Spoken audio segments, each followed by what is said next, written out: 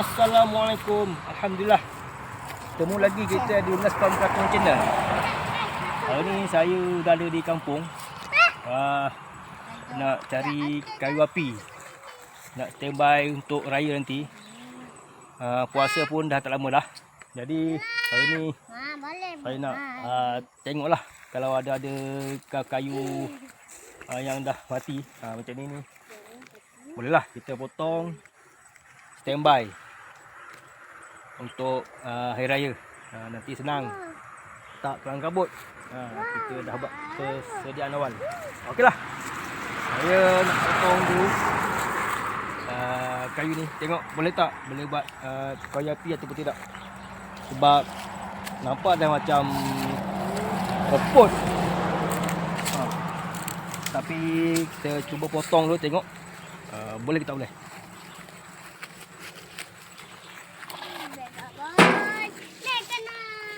Bismillah.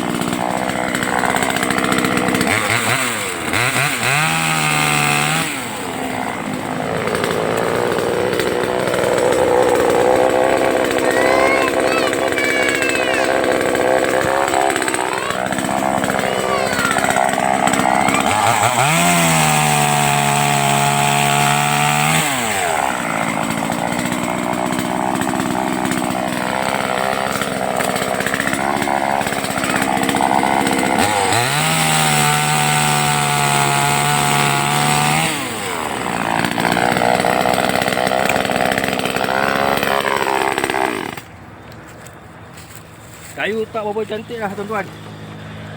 Dia dah reput. Dia agak kosong dalam dia. Nanti saya cuba cari pokok lain lah. Okey, jumpa selepas ni.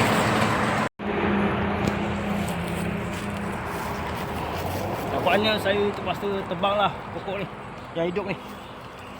Sempatlah kering nanti menjelang raya. Sebab pokok yang dah tumbang ni dah reput. Dalam dia kosong, lempung. Jadi tak sesuai nak buat kayu api. Jadi saya terpaksa tebang lah pokok ni.